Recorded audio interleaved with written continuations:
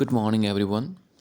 Today we have a very important topic to discuss on because it is a topic of international interest. And the topic of international interests are very important and that we must not ignore because these type of these types of topics are very important for our examination.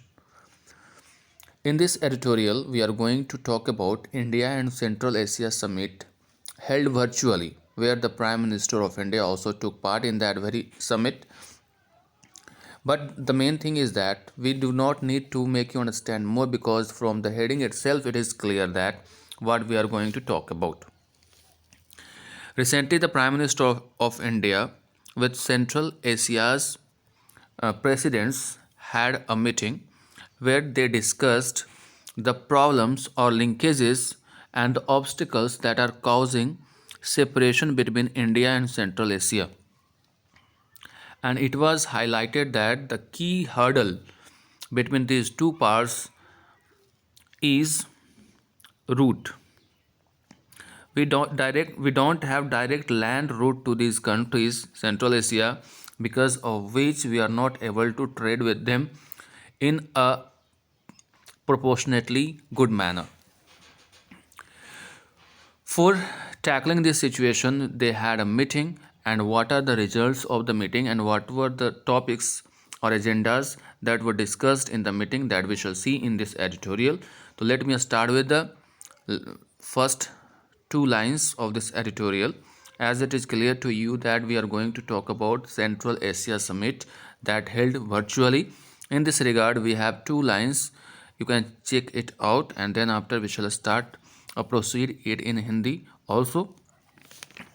India must stay with the changes in the Central Asian region. This is the suggestion कि India को stay रखना पड़ेगा अपने step को, यानी बना रहना पड़ेगा, अपने स्टेप को बनाए रखना पड़ेगा। क्या उसकी सोच है? तो जो भी चेंजेज हो रहे हैं सेंट्रल एशियन रीजन में, उसके साथ अपने आप को भी इसे बदलना होगा, उसके साथ अपने आप को बनाए रखना होगा, ये कहना चाह रहा है इसमें। यानी जो भी चेंजेज हो रहे हैं सेंट्रल एशिया में, India should also go accordingly, Bharat को भी उसके अनुसार चलना चाहिए। As the joint statement at the end of the Indian Central Asian virtual summit, as I have already told you that it was a virtual summit, means they went through online talk. So as the joint statement at the end of the Indian Central Asia virtual summit on Thursday noted, yani yesterday, noted ties between India and the region have been historically close. जब कोई meeting होती है तो उसके बाद एक joint statement जारी किया जाता है, और ज्वाइंट स्टेटमेंट में कहा गया है कि जो कि कल जो मीटिंग हुई है India Central Asia virtual summit, उसके बारे में कि ties between India and the region, यानी सेंट्रल एशिया, जो संबंध है इंडिया और सेंट्रल एशिया के बीच में, हैव बीन हिस्टोरिकली क्लोज, ऐतिहासिक रूप से एक दूसरे के क्लोज है। क्लोज का मतलब क्या? निकट है। क्लोज मीन्स यहाँ पे बंद नहीं है, यहाँ पे क्या है? बहुत ज़्यादा मिलता जुलता है, निकट है। With civilisational, cultural, trade and people to people linkages. और किस रूप में एक दूसरे के समीप है, नज़दीक है? सिविलाइजेशन की सभ्यता के तौर पे देखा जाए, कल्चर के तौर पे देखा जाए, trade and people to people linkages, यानी लोग से लोग का जो संबंध है उस के मद्देनज़र अगर देखा जाए तो भारत का एशियन कंट्रीज़ के साथ, यानी सेंट्रल एशियन कंट्रीज़ के साथ जो हमारे ट्रेडिशंस हैं, कल्चर्स हैं, बहुत कुछ क्लोज है। But the lack of access to land routes, लेकिन जो कमी है वो है एक्सेस, मतलब होता है पहुंच, टू लैंड रूट्स, डायरेक्ट हमारा लैंड रूट उसके साथ नहीं है, जिसके वजह से दिक्कत होती है। And the situation in Afghanistan are among the biggest challenges. और जो अफ़गानिस्तान में जो सिचुएशन अभी है, हालात है, वो सबसे बड़ा चुनौती है, क्योंकि वहाँ पे कोई गवर्नमेंट अभी फ़िलहाल अपॉइंटेड गवर्नमेंट नहीं है, वहाँ पे तालिबान का राज है। इसलिए जो प्रॉब्लम है अफ़गानिस्तान में प्रेजेंट टाइम में, वो सबसे बड़ा चैलेंज है सेंट्रल एशिया के लिए। क्योंकि ये लिंक की तरह काम करता है। आगे देखते हैं क्या बोला जा रहा है। Hosted by prime minister Narendra Modi. यहाँ पे ध्यान देने वाली बात है कि ऐसे प्राइम मिनिस्टर के पहले द लगता है, किसी भी पोस्ट के पहले the president, the prime minister, but यहाँ पे द क्यों नहीं लगा?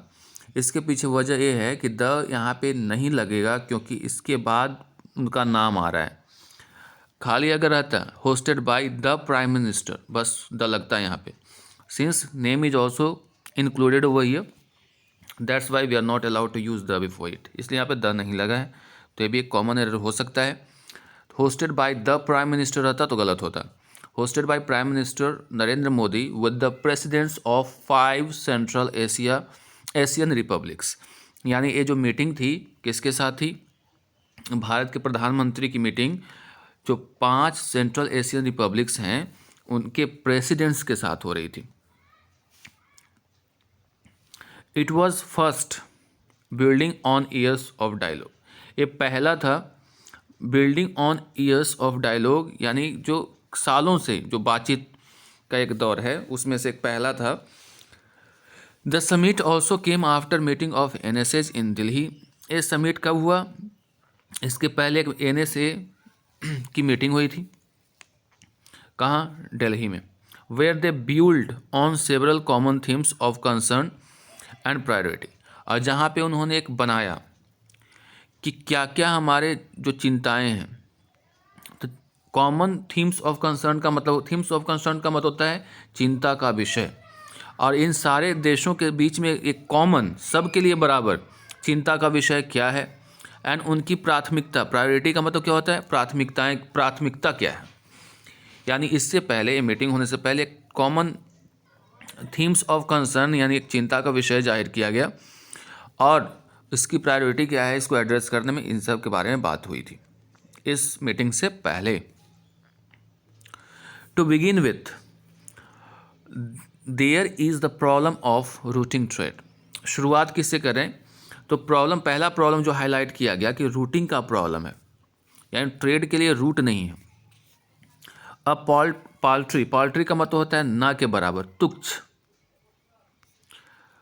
$2 billion spent mostly on Kazakhstan energy export to India. अब देखिए कितना पुअर हमारा रूटिंग ट्रेड है। भारत के साथ कजाकिस्तान की अगर एनर्जी एक्सपोर्ट की बात करें तो केवल 2 बिलियन का ही व्यापार हुआ है, $2 बिलियन का व्यापार हुआ है, ठीक है, केवल $2 बिलियन का। लेकिन अगर दूसरे से कंपेयर करें, इन कंपेरिजन चाइनाज कि अगर हम लोग CAR की बात करें, यानी चाइनाज का CAR के साथ ट्रेड की बात करें सेंट्रल एशियन रिपब्लिक्स के साथ, तो इसकी जो फिगर है जो चौंकाने वाली है, एक्सीडेड $41 बिलियन। यानी कहाँ 2 बिलियन इंडिया के साथ और कहाँ चाइना के साथ इसका जो बिजनेस है उसका आंकड़ा है $41 बिलियन। फिगर यहाँ पे आंकड़ा के लिए है। दे कुड डबल बाय 2030, और 2030 तक ये आंकड़ा हो सकता है डबल हो जाए, यानी $82 बिलियन तक चल जाएगा। Apart from the billions of dollars invested in the belt and road initiative, इसके अलावे जो बिलियंस ऑफ डॉलर्स इन्वेस्ट किया गया है बेल्ट एंड रोड इनिशिएटिव।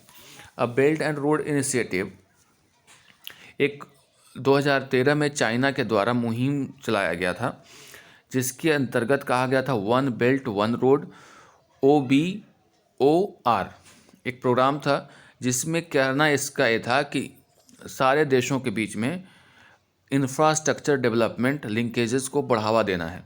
यानी 2013 में इसका एक प्रोग्राम था जिसके तहत चाइना ने इसमें अच्छा खासा इन्वेस्ट भी किया और विदेशों को इसमें इन्वेस्ट करने के लिए प्रेरित भी किया। तो 2030 तक ये कहा जा रहा है कि बिलियंस ऑफ डॉलर्स इन्वेस्ट तो बेल्ट रोड वगैरह बनाने में, इंफ्रास्ट्रक्चर डेवलपमेंट में तो हो गया, उसके अलावा $41 बिलियन का व्यापार हुआ। उसके साथ ही जो 2030 तक ये डबल होने का चांस है। चलिए आगे बढ़ते हैं।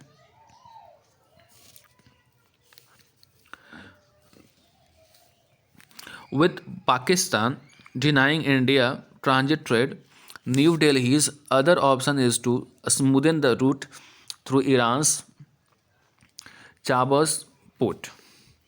अब भारत के लिए क्या है, तो चाइना की बात हो गई कि इतना बिलियन का व्यापार हुआ, लेकिन अब भारत के लिए जब भारत ने पाकिस्तान के साथ जितने भी ट्रेड वाले रिश्ते हैं वो तोड़ लिए हैं, उसके साथ डिनाई कर दिया कि नहीं कोई व्यापार होगा, तो भारत के पास अब नया ऑप्शन है कि अपना रूट को बनाए कहाँ से।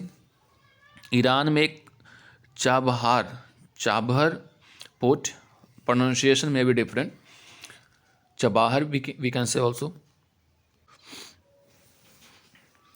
but that will involve greater investment in rail and road routes in Iran's northern boundaries with the CARs। तो भारत के पास ऑप्शन है कि चाबहार पोर्ट को यूज़ करें और वहाँ से अपना रूट निकाले, बट वहाँ पे अच्छा खासा इसको इन्वेस्ट करना पड़ेगा, यानी ईरान का जो नॉर्दर्न बाउंड्रीज़ है वहाँ पे इसको अच्छा खासा इन्वेस्टमेंट करना पड़ेगा। Something India is hesitant to do in the face of US sanctions, लेकिन एक कुछ ऐसी चीज़ है जहाँ पे भारत हिचकिचा रहा है ऐसा करने को, क्योंकि क्यों ऐसा कर रहा है, हिचकिचा क्यों रहा है, क्योंकि इसके सामने जो US का जो सैंक्शंस है, जो प्रतिबंध है, उसके वजह से ईरान के साथ उसका ऐसा है जिसके वजह से भारत इस क्षेत्र में इंफ्रास्ट्रक्चर को डेवलप करने में हिचकिचा रहा है, यानी US के जो सैंक्शंस लगे हुए हैं उसकी वजह से भारत जो हिचकिचा रहा है। अब थर्ड ऑप्शन क्या है उसके पास, is to use Russia Iran international north south transport corridor भाया Bandar Abbas port, but this is not fully operational and at least 2 cars Uzbekistan and Turkistan are not members. दूसरा इसके पास तीसरा option इस तरह से है कि वो इस रूट का इस्तेमाल कर सकता है, Russia Iran international south transport corridor किससे होकर जाएगा, बंदर ट्राइब्स, ये भी ईरान का ही पार्ट है, but this is not fully operational, ये पूरी तरह से ऑपरेशनल यहाँ से काम नहीं हो सकता है, बिकॉज इसमें से 2 जो देश हैं जो सेंट्रल एशिया के, उज्बेकिस्तान और तुर्किस्तान, तो ये दोनों इसके पार्ट नहीं है, यानी इन दोनों के साथ संबंध नहीं हो पाएगा। तो ऐसे में ए वाला जो रास्ता है वो भी काम लायक नहीं है, क्योंकि सेंट्रल एशिया के 2 कंट्रीज छूट जाएंगे इसमें। India too has dragged its feet over TAPI gas pipeline plans. Bharat भी जो टापी मतलब टर्किस्तान, अफगानिस्तान, पाकिस्तान, इंडिया का जो गैस पाइपलाइन है उससे भी अपना पैर खींच लिया है। क्यों ऐसा किया, due to supply guarantees given the tensions with Pakistan के टेंशन के वजह से ये उससे अलग हो गया, क्योंकि इसमें पाकिस्तान भी शामिल है। फाइनली देयर इज़ अफगानिस्तान, अब जो है बच गया है Afghanistan, the tenuous link between Central Asia and South Asia. एक छोटा सा एक लिंक है, जोड़ है सेंट्रल एशिया और साउथ एशिया के बीच में, कौन है, Afghanistan. Where after the Taliban takeover, जहाँ तालिबान के टेक ओवर के बाद there is no official government, किसी प्रकार की वहाँ पे ऑफिशियल औपचारिक सरकार नहीं है। अ ह्यूमैनिटेरियन क्राइसिस इज़ बिल्डिंग, वहाँ पे एक मानव से रिलेटेड एक बहुत बड़ा क्राइसिस जन्म ले लिया है। And there are worries of terrorism, वहाँ पे आतंकवाद की जो चिंताएं हैं, रेडिकलिज्म है, रेडिकलिज्म का मतलब होता है कट्टरवादी जो सोच है वो पूरी तरह से फैल रहा है, स्पिल मतलब फैलना, जो बाउंड्रीज़ के आसपास फैलती जा रही है। आगे देखते हैं, each theme has been outlined in the summit joint statement as areas to work on. और ये सारी जितनी भी बातें कही गई हैं इन सब को आउटलाइन किया गया है, हाईलाइट किया गया है समिट में, जिस पे जॉइंट स्टेटमेंट जारी किया गया है और कहा गया है कि इन सब क्षेत्रों में हम लोगों को काम करने की ज़रूरत है।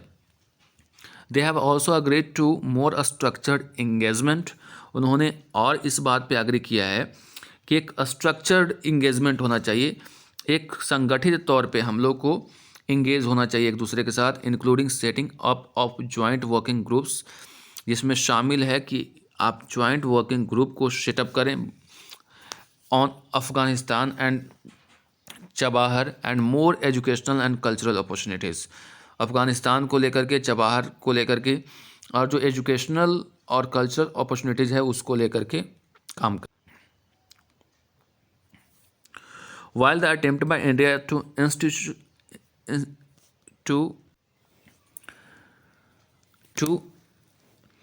institutionalize exchanges and press the pedal on trade. अब भारत के लिए क्या कोशिश होनी चाहिए कि ये जितने भी हैं संस्थागत तरीके से एक्सचेंज करें और एक ट्रेड का जो पेडल है यानी शुरुआत यहाँ पे उसको दबाएं, प्रेस करें. Investment and development partnership with CARs is timely. अभी इन्वेस्टमेंट और डेवलपमेंट जो पार्टनरशिप है CAR के साथ वो टाइमली है, ज़रूरी की चीज़ है, समय के अनुसार ज़रूरी है. It is by no means only country straining its ties here. यहाँ पे केवल किसी देश के साथ अपने जो संबंध है उसको ताकतवर नहीं बनाना है, बल्कि एक ग्रुप के साथ है. While Russia is the most strategic player, China is now the biggest development and infrastructure partner to the countries. इसमें जो रूस है सबसे बड़ा स्ट्रैटेजी बनाने वाला प्लेयर है. चाइना इसमें सबसे ज़्यादा डेवलपमेंट और इंफ्रास्ट्रक्चर पार्टनर है CAR के साथ. The CAR presidents held a seminar virtual summit with Chinese President Xi Jinping earlier. जो CAR के जो प्रेसिडेंट्स हैं भारत से बातचीत के पहले चाइना के जो प्रेसिडेंट हैं शी जिनपिंग उनके साथ भी सबमिट किया था. Pakistan has also increase its outreach to CARs. Pakistan भी अपनी पहुंच को बढ़ा चुका है CARs में. साइनिंग ट्रांजिट ट्रेड एग्रीमेंट, एक ट्रांजिट ट्रेड एग्रीमेंट को साइन करके. Offering trade across to the Indian Ocean at Gwadar and Karachi. India will need to move nimbly to ensure its stage in step. Bharat को भी इसमें तत्परता और तेज़ी दिखाना पड़ेगा ये सुनिश्चित करने के लिए कि जो एक कदम उठाए गए हैं उसमें भारत भी शामिल है, वो स्टे करता है विद द चेंजेस, जो चेंजेज हो रहे हैं उसके अनुरूप. And to make certain the future of ties more closely. और ये बात को निश्चित करने में कि फ्यूचर में भी जो भी टाइज होंगे वो क्लोजली होंगे. Resembles the deep ties of distant past. यही जो टाइज होते हैं यानी जो संबंध बनते हैं, समझौता होता है, वो रिजेंबल करता है, की तरह दिखता है एक डीप टाइज यानी संबंध आने वाले समय जो डिस्टेंट पास्ट है उसके लिए भी, जो अभी दूर है उसके लिए भी. यानी कुल मिलाकर के बात करें कि भारत का सेंट्रल एशियन कंट्रीज़ के साथ एक अच्छा रिलेशन हो, क्योंकि चाइना इसमें बहुत आगे निकल रहा है, पाकिस्तान भी इसमें अच्छा खासा आगे बढ़ रहा है, लेकिन भारत का केवल $2 बिलियन व्यापार के साथ इसके साथ है, जो कि एक सोचने वाली बात है. भारत को भी इसमें आगे आना होगा और जो सिचुएशन है उसके अकॉर्डिंगली इसको काम करना होगा, उसी के अनुसार संबंध स्थापित करना होगा. इस तरह आज का एडिटोरियल बस इतना ही. मिलते हैं अगले एडिटोरियल में. Till then goodbye and take care.